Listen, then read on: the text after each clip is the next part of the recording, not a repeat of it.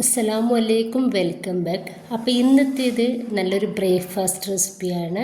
അപ്പോൾ നമുക്കിത് കുഴിക്കും പരുത്തൊന്നും ചെയ്യേണ്ട, ഈസി ആയിട്ടും നല്ല ടേസ്റ്റി ആയിട്ടുമാണ് നമ്മളിത് ഉണ്ടാക്കിയിട്ട് എടുക്കുന്നത്. അപ്പോൾ ഇത് കഴിക്കാൻ വേണ്ടിയിട്ട് നമുക്ക് കറി ഒന്നും തന്നെ വേണ്ട. അപ്പോൾ ഇത് ഉണ്ടാക്കുന്നത് എങ്ങനെയെന്ന് കണ്ടുനോക്കാം.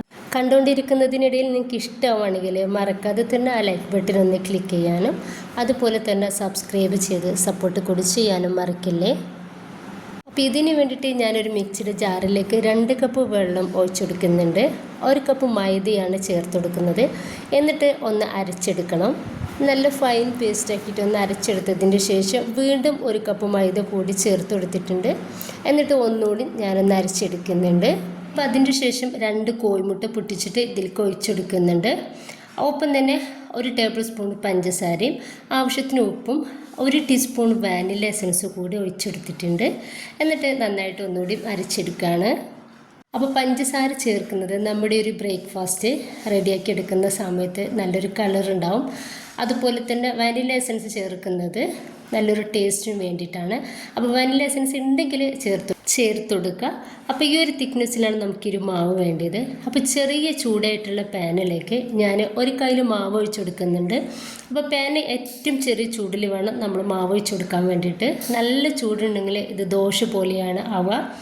ഇനിയിപ്പോൾ ഇതാ ഏറ്റവും ലോ ഫ്ലെയിമിൽ തന്നെ ഇട്ടിട്ട് നമുക്ക് ഇതൊന്ന് റെഡിയാക്കിയിട്ട് എടുക്കാം. മേൽഭാഗം ഒന്നും ആയാൽ നമുക്കിതൊന്ന് മറിച്ചിട്ടെടുക്കാം. അപ്പോൾ സൈഡിൽ നിന്നും ഇതുപോലെ വിട്ട് വരുന്ന ആ ഒരു ടൈമിൽ നമുക്ക് ഇതൊന്ന് മറിച്ചിട്ടെടുക്കാം. നല്ല സോഫ്റ്റിലാണ് ഇരിക്കുന്നത്, അതുകൊണ്ട് തന്നെ ശ്രദ്ധിച്ചിട്ട് വേണം മറിച്ചിട്ടെടുക്കാൻ വേണ്ടിയിട്ട്. ഇനിയിപ്പോൾ നമ്മൾ മീഡിയം ഫ്ലെയിമിലും ലോ ഫ്ലെയിമിലും ഇട്ടിട്ട് നമുക്ക് റെഡിയാക്കിയിട്ട് എടുക്കാം. നമ്മൾ മാവ് ഒഴിച്ചെടുക്കുന്ന സമയത്ത് നമ്മുടെ ഒരു പാനിന് ചെറിയ ചൂട് മാത്രമേ പാടുള്ളൂ. ആ ഒരു സമയത്ത് നമ്മുടെ തീ ഏറ്റവും ലോയിലേക്ക് ഇട്ടെടുത്തിട്ട് ഒഴിച്ചെടുത്താൽ മതി. ഇനിയിപ്പോൾ 2-3 പ്രാവശ്യം നമ്മളിത് തിരിച്ചു മറിച്ചിട്ടെടുത്താൽ നമുക്കൊരു ബ്രേക്ക്ഫാസ്റ്റ് ഒന്ന് റെഡി ആയിട്ട് കിട്ടും. അപ്പോൾ ഇത് നന്നായിട്ട് തന്നെ പൊങ്ങി വന്നിട്ടുണ്ട് കേട്ടോ. ഇനിയിപ്പോൾ നമുക്ക് ഇതൊന്ന് മറിച്ചിട്ടെടുക്കാം. ഇപ്പോൾ ഇത് ഈ പാനിൽ നിന്നും ഒന്ന് എടുത്ത് മാറ്റുന്നുണ്ട്. ഇനി ബാക്കി കൂടി ഞാനിതുപോലെ തന്നെ ഒന്ന് ചെയ്തെടുക്കുന്നുണ്ട്.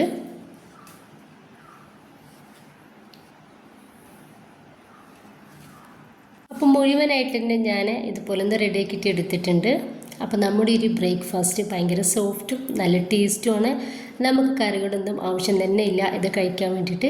അപ്പോൾ രാവിലെയൊക്കെ നമുക്ക് ഈസി ആയിട്ട് തന്നെ ഇതുപോലെ ചെയ്തെടുക്കാൻ വേണ്ടിയിട്ട് പറ്റും. അപ്പോൾ എല്ലാവരും ഒന്ന് ട്രൈ ചെയ്ത് നോക്കുക. ഇഷ്ടമായിട്ടുണ്ടെങ്കിൽ നിങ്ങളുടെ എല്ലാ സപ്പോർട്ടും ഉണ്ടാവുക. Okay, by.